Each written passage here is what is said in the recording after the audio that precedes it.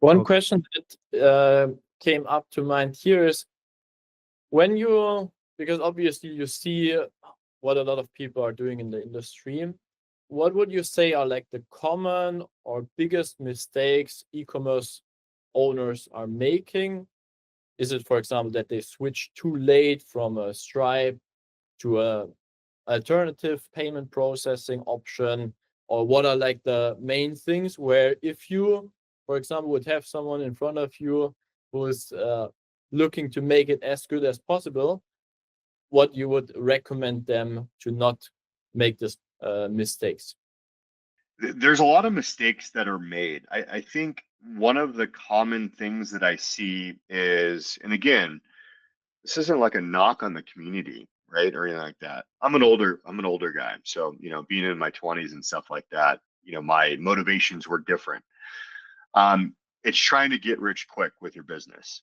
I think you have to take a step back, and going slow is sometimes the best thing that can happen to you, so you can go fast.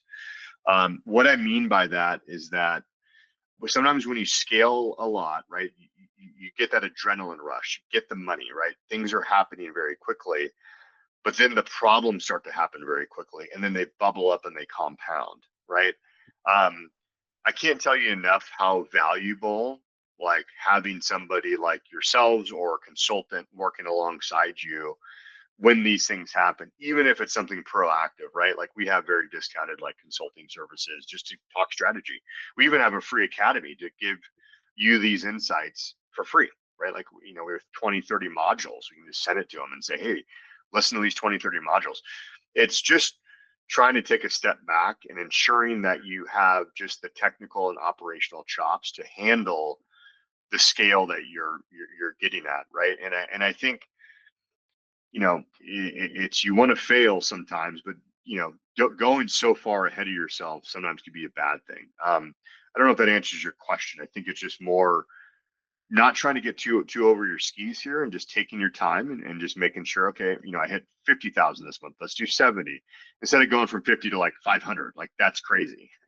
You're not going to be able to handle that. Yeah, it makes sense to more like plan it correctly. At the same time, I also understand these people, because if you find a winning ad, you want to make the most out of Right. it. Maybe just a limited time where it's working in the market before the competitor is catching up.